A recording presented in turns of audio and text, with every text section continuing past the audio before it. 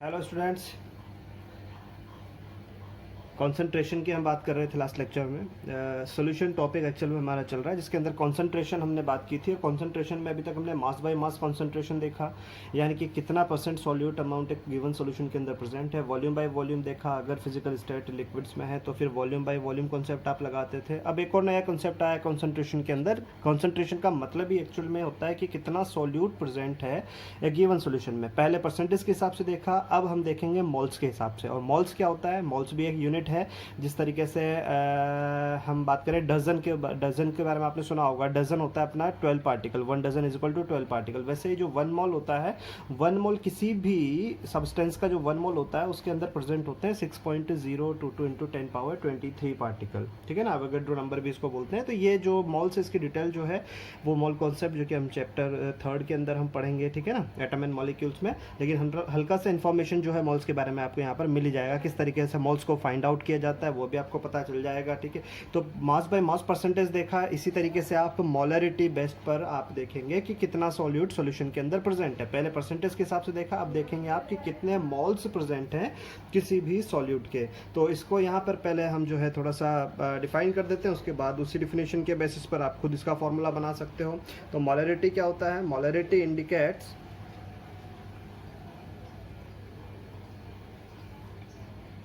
The number of moles. Moles क्या होता है अभी मैं निकालना बता दूंगा आपको। मोल्स ऑफ सॉल्यूट पर litre of solution and is one of the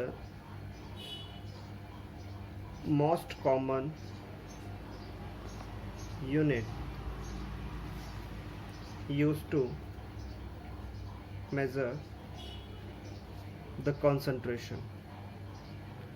ठीक है ना। फर्दर क्लासेस के अंदर बहुत काम का है, ये आपको पढ़ने को मिलेगा 11th क्लास के अंदर, ठीक है। लेकिन अभी हम जो है साथ में एनटीएससी और ओलंपियाड की तैयारी करते हैं, ठीक है, इसलिए हमें यहाँ पर मोलरिटी को समझना ज़रूरी है। तो जिस तरीके से मास बाय मास परसेंटेज एक कॉन्सेंट्रेशन टाइप था, उसी तरीके से मोलरिटी भी यहाँ पर सोल्यूशन का कॉन्सेंट्रेशन, यानी कि सोल्यूट कितना प्रेजेंट है मोल्स बेसिस पर, वो आइडेंटिफाई आप यहाँ पर करते हैं, ठीक है। तो काफ़ी ये यूज़ किया जाता है। हाँ, इसमें मैं बता देता हूँ कि यूनिट क्या होती है। जब आप निकाल लेते हैं तो यूनिट क्या लगाएंगे?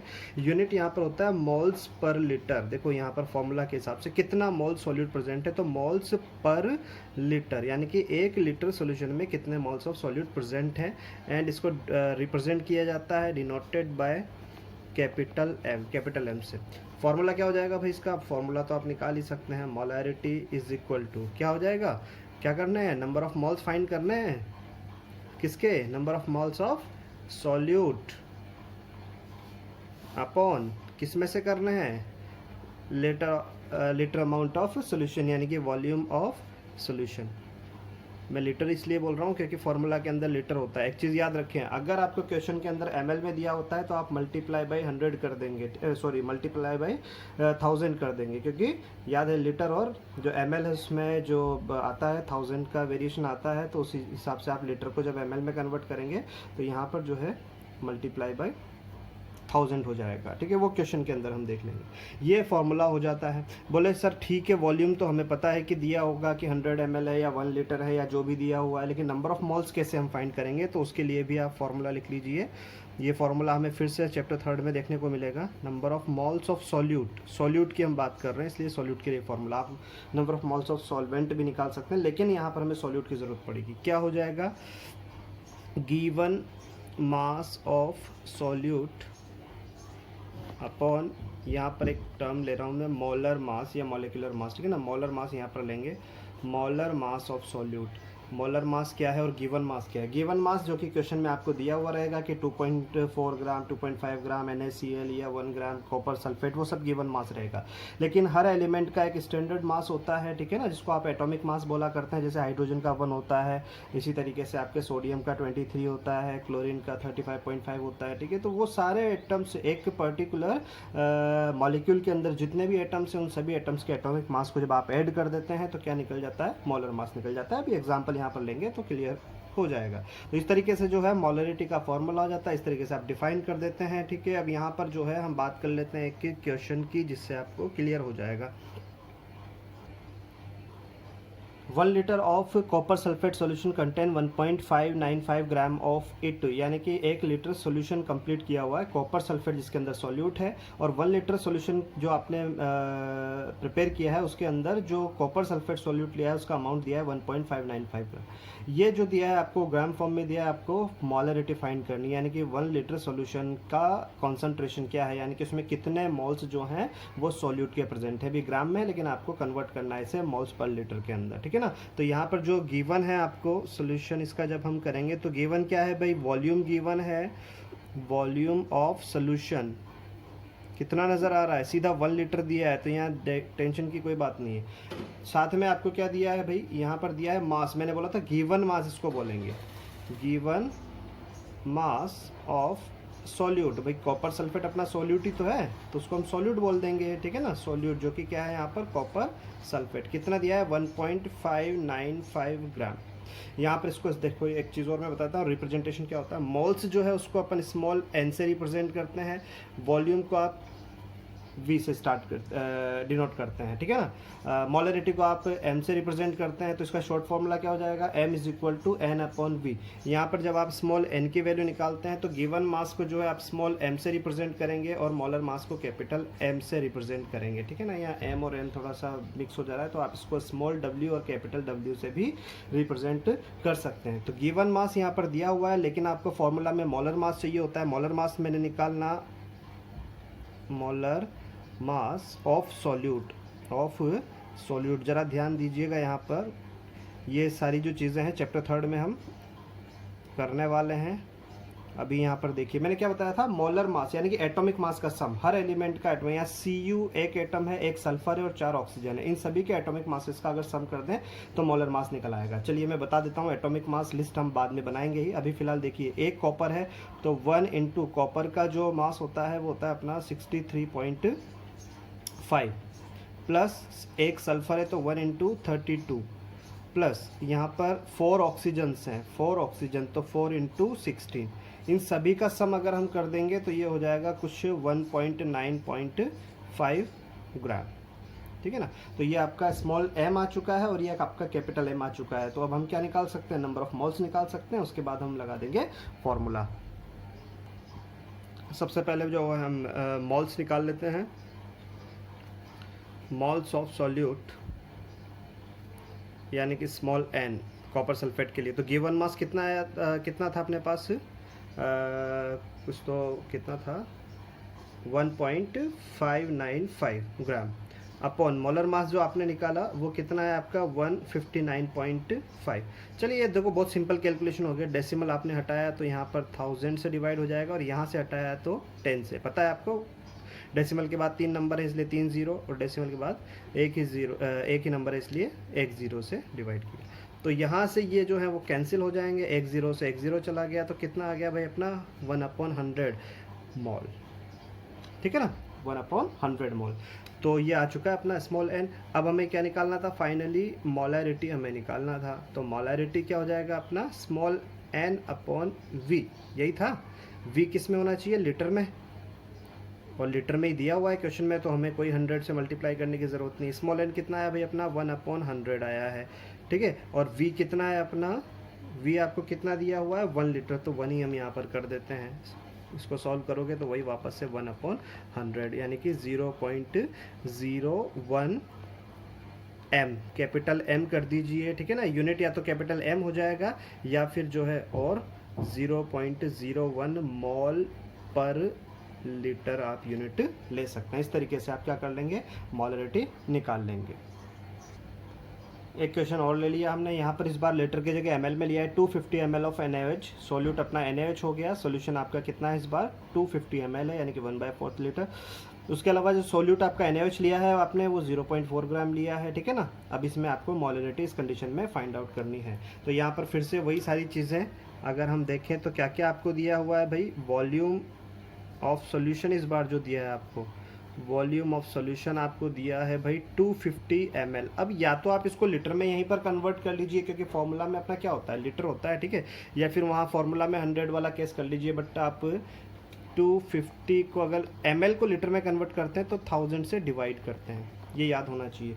लीटर को ml में किया तो 1000 से मल्टीप्लाई, और ml को लीटर में कन्वर्ट करना है तो 1000 से डिवाइड हमें करना है। तो कितना हो जाएगा भाई, 1/4 यहाँ पर हो जाएगा लीटर, ठीक है ना। अब चाहे आप इसको तो कन्वर्ट कर लें किसके अंदर, डेसिमल में, या फिर रहने दें, बाद में कैलकुलेशन तो करनी है।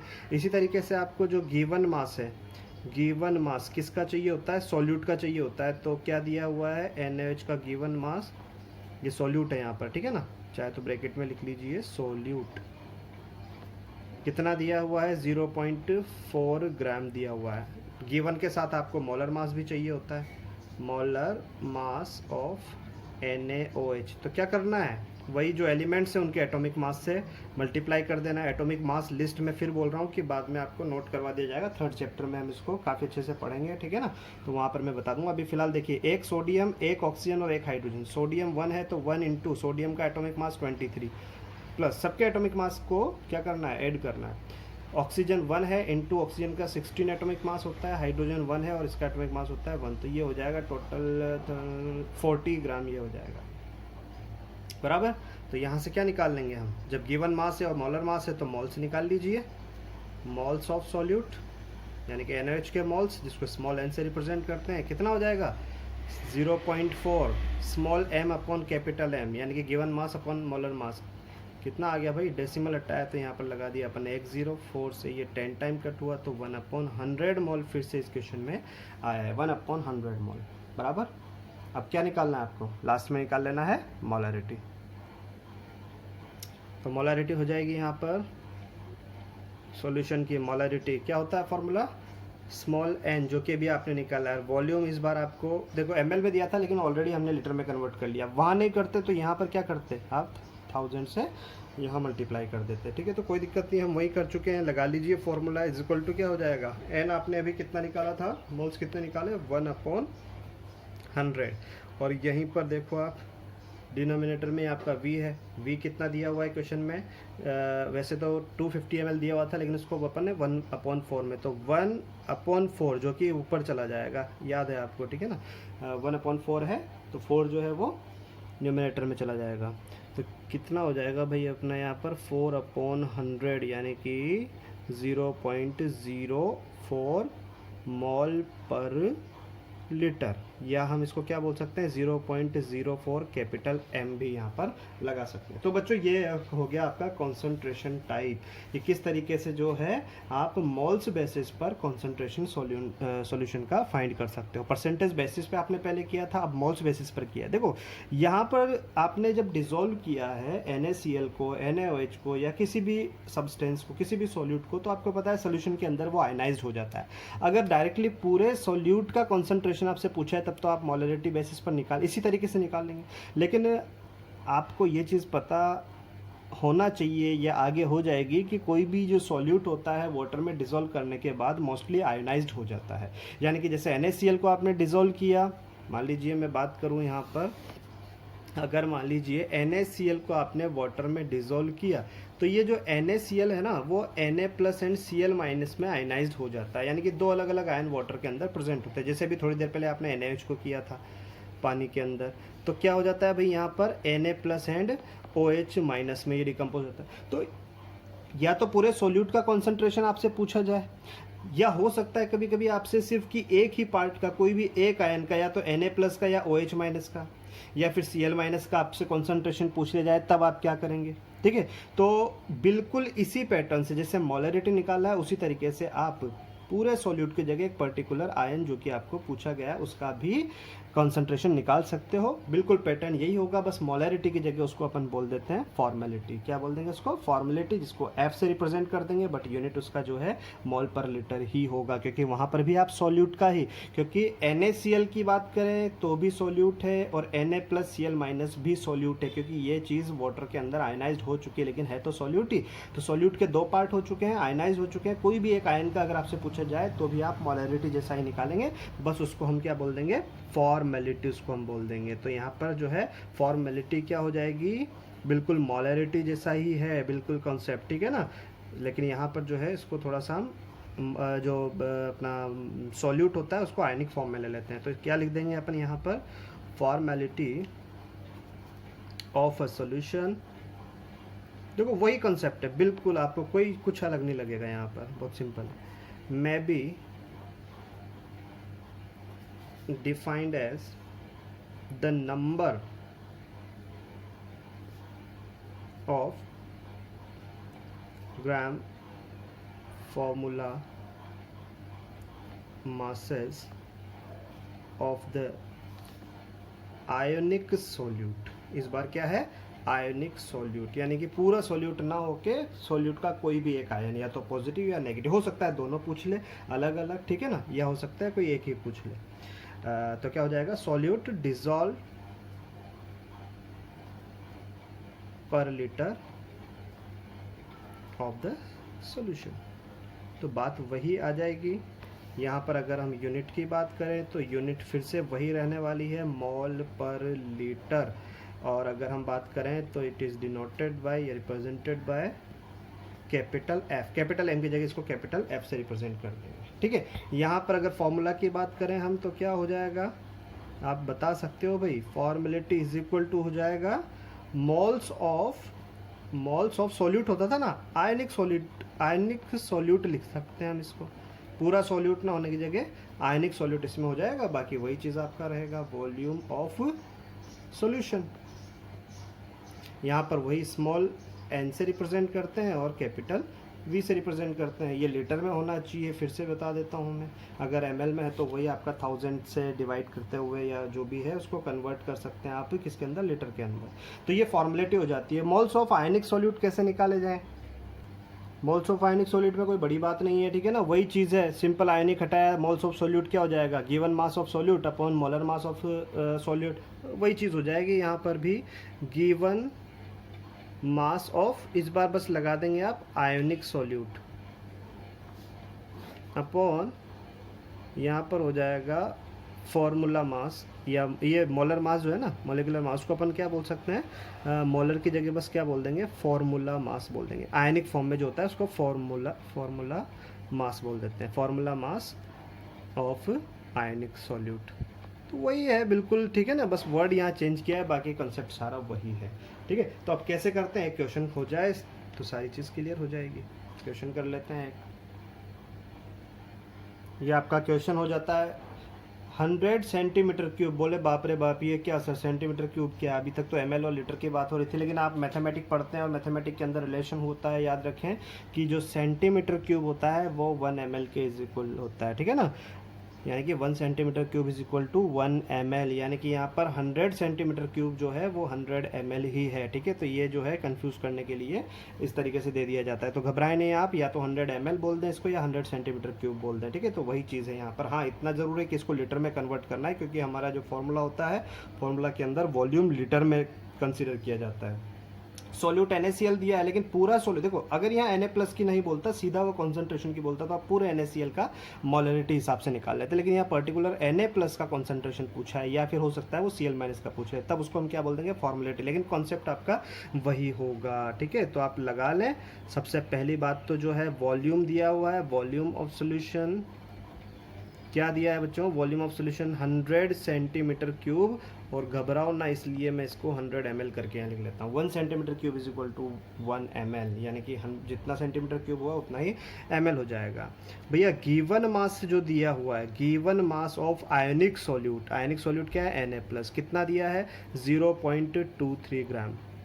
अब इसमें भैया हमें मोलर मास भी चाहिए, या हम कह दें कि फॉर्मूला मास, मोलर मास या फॉर्मूला मास कोई अलग नहीं है, ठीक है, एक ही बात है, फॉर्मूला मास ऑफ। अब सोल्यूट तो यहाँ पर Na+ ही कंसीडर कर रहे हैं ना, तो मास भी किसका निकालोगे, Na+ का ही निकालोगे, तो आयनिक फॉर्म में, इसलिए इसको फॉर्मूला मास बोल दिया। बाकी वही चीज़ है, एक ही एटम है, प्लस माइनस छोड़ दीजिए, अभी एटम तो एक ही है ना, तो 1 × Na क्या हो जाएगा, 23 एटॉमिक मास होता है, ठीक है। मैं इसी हिसाब से यहाँ पर वैल्यू ले रहा हूँ ताकि आपको कैंसिलेशन में प्रॉब्लम ना आए, 23 ग्राम हो जाएगा।